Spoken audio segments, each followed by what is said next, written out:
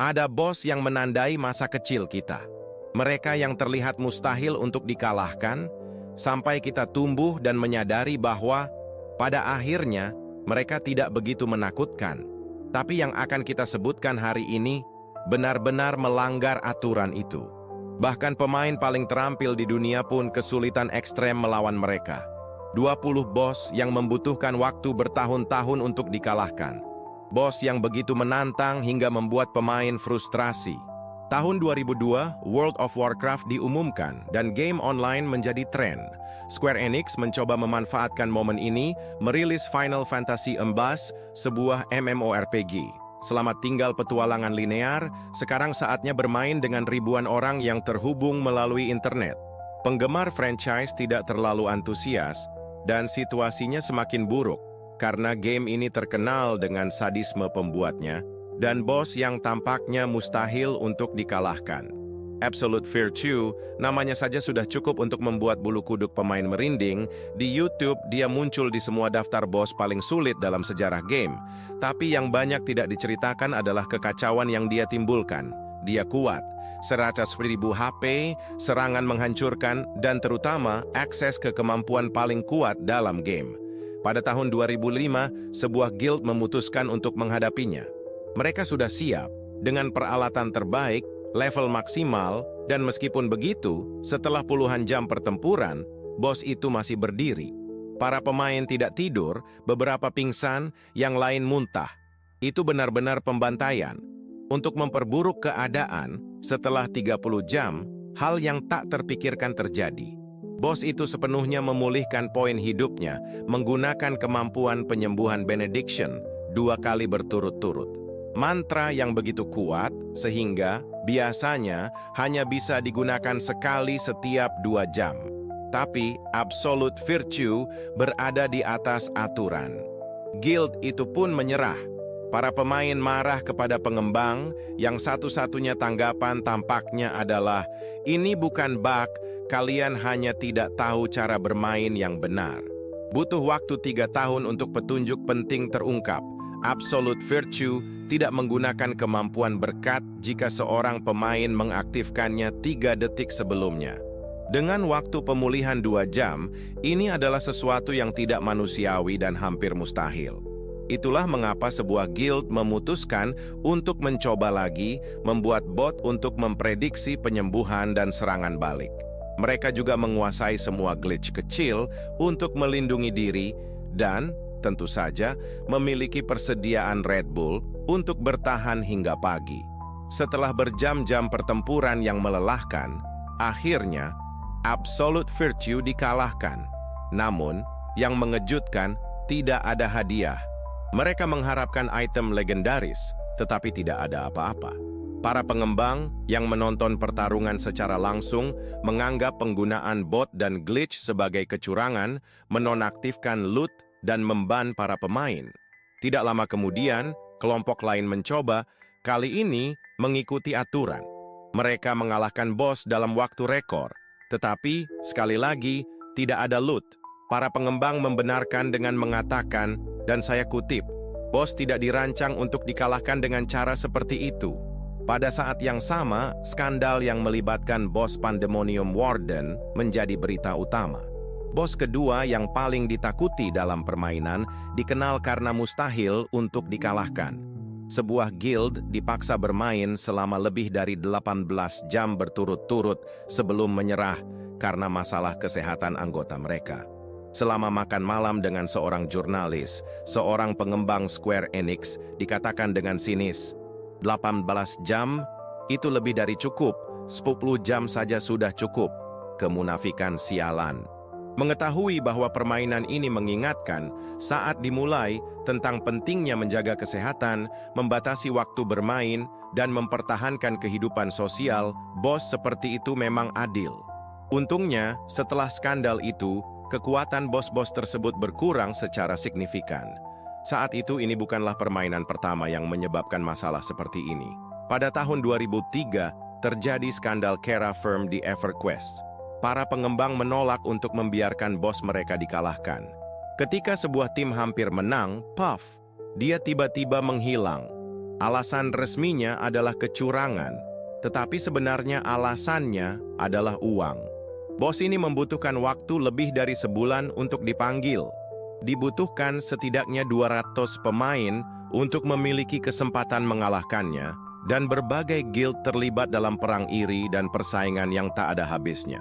Seorang bos yang mustahil adalah jaminan untuk menarik banyak pemain yang bersedia menghadapi tantangan tersebut, terlepas dari biaya untuk kesehatan mereka. Namun, terjadi pemberontakan, dan pada 17 November 2003, naga itu harus direset.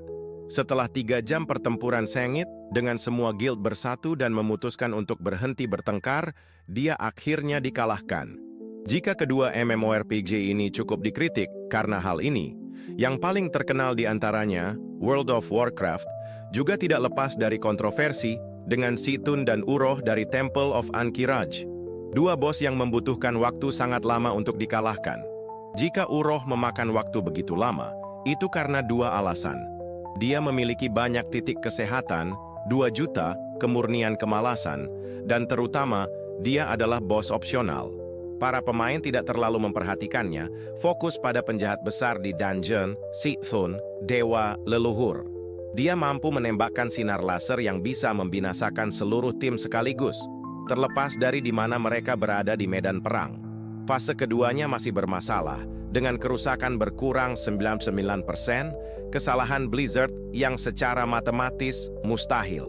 Untungnya, bug tersebut telah diperbaiki, dan 87 hari setelah bos itu muncul, akhirnya dia bisa dikalahkan. Meski begitu, ini adalah pencapaian yang luar biasa, karena saat itu perlu mengumpulkan grup yang terdiri dari 40 pemain elit di era ketika media sosial belum begitu populer. Sebuah cerita lucu tentang game ini melibatkan bos lain yang tak terkalahkan, tapi kali ini karena sadisme dari para pemain sendiri. Tuan Kazak bukanlah bos yang menakutkan, dia hanya berjalan-jalan di sekitar peta, dan pemain manapun bisa bertemu dengannya. Kemampuan khususnya adalah, setiap kali dia membunuh seorang pemain dengan proyektilnya, dia akan memulihkan banyak nyawa. Beberapa pemain punya ide, karena bos ini berjalan kemana-mana, mengapa tidak membawanya ke kota musuh? Hasilnya adalah pembantaian. Karena ada banyak pemain baru di kota tersebut, dia membunuh mereka berulang kali, menyembuhkan dirinya sendiri tanpa henti. Bahkan pemain hebat pun tidak bisa berbuat apa-apa, dan sekali lagi para pengembang harus turun tangan, mengunci bos itu selamanya jauh dari kota. Ini menunjukkan bahwa tidak selalu mereka yang menjadi penjahat dalam cerita. Bos-bos ini menyimpan rahasianya selama beberapa dekade, tepatnya 29 tahun. Itu adalah waktu yang diperlukan untuk menemukan detail kecil yang memungkinkan untuk meng-KO bos di game Bench Out dengan 1 pukulan, menggunakan bola bowling dan piston Honda. Ini adalah game tinju, tapi dengan ciri khas Nintendo. Pemain harus menghindari serangan dengan refleks yang tajam dan, terutama, sedikit keberuntungan. Sulit untuk memecahkan rekor waktu dalam kondisi seperti ini. Namun, di hadapan kedua bos ini, orang-orang tidak menyadari adanya anomali kecil di antara penonton. Pria berjanggut itu, setiap kali dia menggelengkan kepala, dia menunjukkan momen yang tepat untuk menyerang dan menghasilkan serangan kritis. Itu adalah kekacauan. Langsung. Rahasia kecil dari game-game klasik ini sering terungkap berkat kemajuan teknologi. Contoh paling ikonik pastinya adalah Dewa Iblis dari Ninja Gaiden. Game ini terkenal karena kesulitannya yang ekstrem, tapi bukan tidak mungkin diatasi. Para pemain mencari tantangan yang lebih besar, mengusulkan sesuatu, cobalah untuk menyelesaikan game tanpa terkena 1 pukulan pun. Agak masokis, bukan? Sayangnya, ini terlihat mustahil. Alasannya, bos terakhir melemparkan kepalanya ke arahmu dan tidak ada cara untuk menghindarinya. 1 kali terkena dan tantangannya gagal. Kemudian, seseorang memiliki ide untuk menggunakan kecerdasan buatan untuk menemukan solusinya. Komputer menguji ribuan kombinasi, dan secara mengejutkan, berhasil. Kepala itu bisa dihancurkan. Masalahnya adalah ini membutuhkan kemampuan di atas manusia. Menyerang puluhan kali dalam sepersekian detik dengan presisi yang luar biasa. Tanpa gentar, pemain Slugnator memutuskan untuk menghadapi tantangan ini. kamu bisa merasakan ketegangan di jarinya saat dia terus-menerus mengulangi gerakan yang hampir mustahil itu. 3 dekade kemudian, bos akhirnya dikalahkan tanpa pemain mengalami kerusakan apapun. Ada kasus serupa lainnya, yaitu bos terakhir dari Regardines. Game ini sulit, tapi bisa diselesaikan. Namun, para pemain menciptakan tantangan tambahan, menyelesaikan versi Eropa. Di versi ini ada bug yang benar-benar mengacaukan perhitungan matematika dalam game. Hasilnya, pemain memiliki jumlah nyawa yang sangat sedikit dan menyebabkan kerusakan 4 kali lebih kecil. Bos terakhir menjadi mustahil untuk dikalahkan dan banyak anak-anak yang mengalami mimpi buruk karena ini. 20 tahun kemudian, solusinya ditemukan. Ini agak rumit untuk dijelaskan, tapi melibatkan menghilangkan beberapa musuh, tidak terkena serangan, dan mengumpulkan mana semaksimal mungkin untuk melancarkan 2 serangan super ke bos. Ini tidak membunuhmu secara instan, membutuhkan sedikit keterampilan, tetapi hanya dalam 2 menit. Seseorang berhasil melakukannya dan mempostingnya di YouTube. Di kolom komentar, anak-anak zaman dulu terharu karena akhirnya mendengar raungan singa untuk terakhir kalinya. Para bos-bos yang kelemahannya membutuhkan waktu bertahun-tahun untuk diungkap. Jika Final Fantasy VII memenangkan hati publik dengan bos terakhirnya, pemain yang lebih berpengalaman masih membawa trauma dari Emerald Weapon. Ia berkeliaran bebas di peta, dan siapapun yang menemukannya harus menghadapi 3 tantangan besar. Pertama, ia sangat lama untuk dikalahkan, dengan 1 juta titik kesehatan. Kedua, ada timer selama 1 jam dan 20 menit, dan mengingat durasi pemanggilan yang berlebihan, waktu berlalu dengan cepat. Ketiga, ia memiliki serangan yang dapat mengurangi hampir seluruh titik kesehatan dan manamu, serta menyebabkan kerusakan sebab 11 per materi yang dipasang.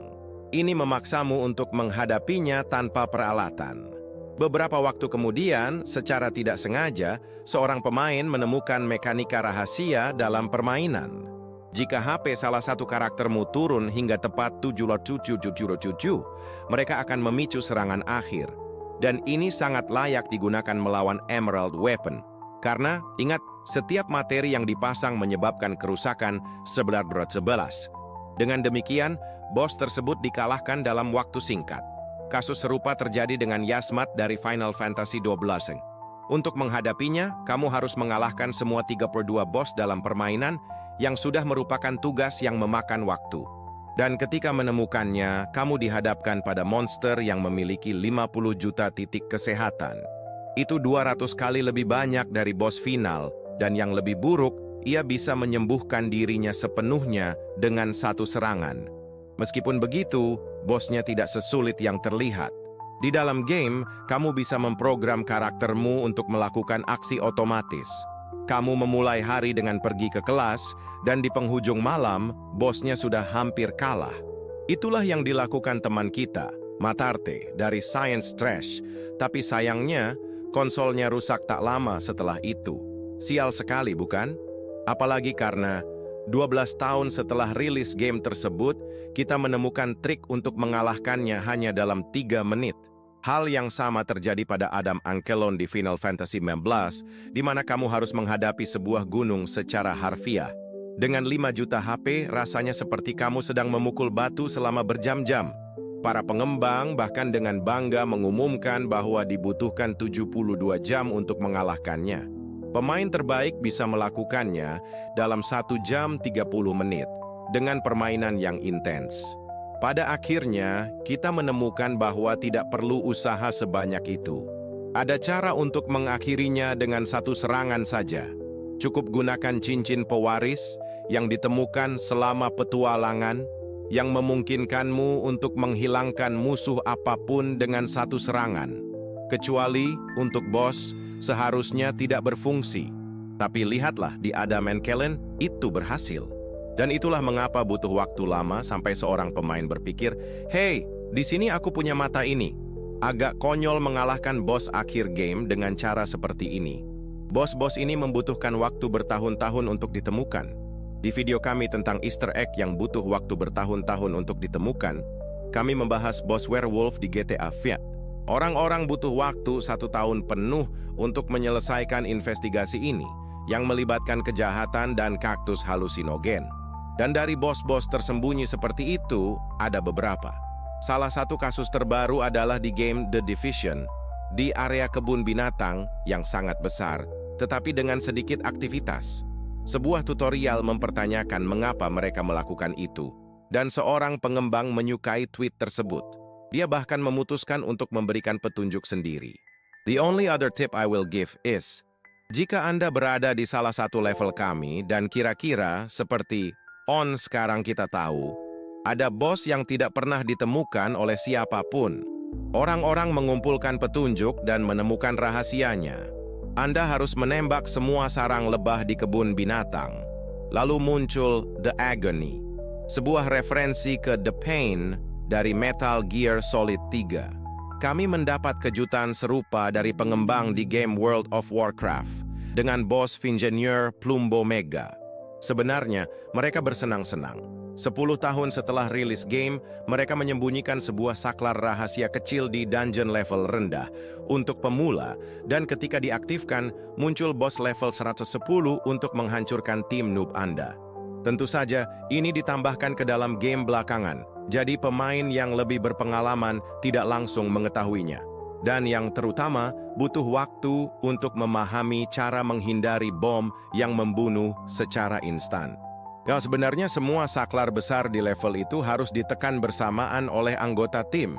3 contoh ini menunjukkan situasi di mana pengembang memberikan petunjuk, tapi kadang-kadang, tidak ada petunjuk sama sekali dan bisa memakan waktu bertahun-tahun sampai seorang hacker memutuskan untuk menyelami kode sumber game dan menemukan bos-bos rahasia. Persis seperti yang terjadi pada Shin Akuma dari Street Fighter Alpha 2. Akuma adalah bos rahasia yang muncul berulang kali dalam seri ini, dan Anda sudah menyebutkan kode legendaris yang memungkinkan untuk membuka kuncinya di game sebelumnya. Namun, di Alpha 2, diperlukan waktu 25 tahun. Ya, 25 tahun sampai seorang hacker memutuskan untuk menyelidiki kasus ini. Dan, jujur saja, kecil kemungkinan kita akan menemukannya sendiri. Untuk membuka kunci Shin Akuma, Anda harus mencapai puncak tabel skor, memasukkan nama Cage, dan kemudian, dengan kontroler kedua, menekan L, X, Y, dan Start di layar awal, sementara kontroler pertama memilih mode versus. Hanya setelah itu, pertarungan melawan bot Shin Akuma bisa dimulai. Sesuatu yang serupa terjadi dengan 2 bos tersembunyi di Bloodborne, yang ditemukan 3 tahun kemudian oleh hacker The Lizard Witch. Bos-bos ini sebenarnya adalah karakter yang dibatalkan, tetapi masih ada di ruang uji coba pengembang. Ini agak mirip dengan kasus Profesor Shun dari Pokemon Red dan Blue. Dia seharusnya menjadi bos final game, tetapi ide itu dibatalkan. Bertahun-tahun kemudian, kita mengetahui keberadaannya dan hack yang diperlukan untuk menghadapinya. Melihat ke belakang, melihat betapa kerennya pertarungan itu, kita hampir menyesal tidak memiliki kesempatan untuk mengalahkannya saat kita masih anak-anak. Ini adalah bos-bos yang membutuhkan banyak keberuntungan. Ada beberapa yang membutuhkan waktu bertahun-tahun untuk ditemukan dan dikalahkan. Hanya karena dibutuhkan kombinasi ketekunan dan keberuntungan untuk menemukannya. Ambil contoh Borderlands 2. Ada misi di mana Anda harus membunuh nyamuk dan ada kemungkinan 1,48% untuk memunculkan bos Vermiforo, sang tak terkalahkan. Dan tahukah Anda apa yang lebih buruk? Dia bisa kabur. Selain itu, dia sangat kuat, yang membuat seluruh keberuntungan ini semakin membuat frustrasi. Bos lain dengan penampilan legendaris adalah Flaming Undead dari Bloodborne. Sekali lagi, kisahnya sangat menarik. Semua orang tahu tentang keberadaannya, karena dia adalah bintang utama dari demo yang bisa dimainkan di E3 2014. Namun, setelah peluncuran game, dia tiba-tiba menghilang. Banyak yang percaya bahwa dia telah dihapus, tetapi bertahun-tahun kemudian, seorang pemain menyebutkan di forum bahwa dia telah menemukannya. Sebenarnya dia muncul secara acak di Dungeon Kalis, sebuah labirin prosedural di mana musuh dan bos sama sekali tidak dapat diprediksi. Tampaknya, hanya ada 1% kemungkinan untuk bertemu bos rahasia ini. Dan, lihatlah, saya sudah mendengar di komentar orang-orang yang trauma berkata, "Tolong, jangan sebut The Richter di Final Fantasy X." Tapi tentu saja saya akan membicarakannya.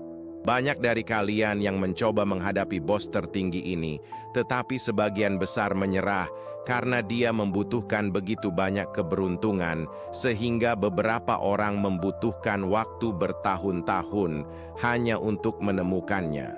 Singkatnya, dia hanya akan terbuka jika Anda telah membuka hampir semua hal dalam game. Ini memakan waktu, tetapi tidak mustahil. Kecuali ketika kita berbicara tentang senjata Tidus. Untuk mendapatkan item yang diperlukan untuk membuatnya, Anda harus menyelesaikan balapan Chocobo dengan waktu 0 detik. Bagaimana itu mungkin? Nah, selama balapan, ada balon yang mengurangi waktu, tapi mereka sangat acak, dan Anda perlu mengambil begitu banyak, sehingga hal itu membuat orang yang kurang beruntung benar-benar marah. Dan tidak berhenti di situ. Ketika bos akhirnya dipanggil, Anda sudah tahu apa yang diharapkan. Dia sangat sulit.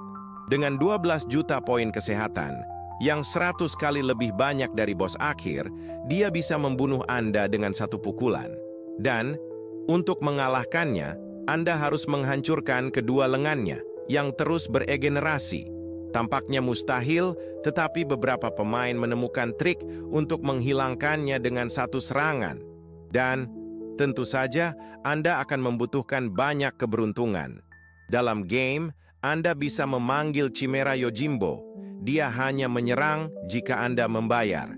Dan, semakin banyak Anda memberi, semakin besar kerusakan yang ditimbulkan. Selain itu, semakin sering Anda menggunakannya sepanjang petualangan, semakin banyak dia menawarkan diskon teman, menyebabkan kerusakan maksimal yang mungkin. Untuk melakukan serangan terakhir Yojimbo, orang-orang menghitung jumlah uang yang ideal, hubungan baik dengannya, dan tentu saja sedikit keberuntungan. Kita kembali ke titik itu. Bagaimanapun, keterampilan tidak selalu menjadi faktor penentu. Dan ini membawa saya untuk menyimpulkan dengan mimpi buruk terakhir dari masa kecil. Keinginan yang gigih dari Kingdom Hearts 2. Ya, dia dirancang untuk menjadi bos akhir. Perwujudan berbaju zirah dari seorang Master Keyblade. Dan, ya Tuhan, dia kuat. Menyerang dengan kekuatan, bergerak cepat, menyerang dari jarak jauh, bisa teleportasi, dan bahkan bisa menghentikanmu dari menggunakan serangan fisik atau sihir. Dia memiliki segalanya untuk menghancurkanmu. Membaca komentar di video, kita menemukan cerita dari orang-orang yang membutuhkan waktu puluhan tahun untuk akhirnya mengalahkan mereka yang membuat mereka trauma di masa kecil. Dan, seolah itu belum cukup, beberapa orang berani menantang diri mereka sendiri untuk menghadapi 5 keinginan gigih sekaligus, dan pengalamannya tidak terlalu mulia. Jadi bos mana yang membuat masa kecilmu trauma? Saya harap video ini memotivasi Anda untuk menghadapi mereka lagi, untuk membalas dendam pada diri Anda yang lebih muda.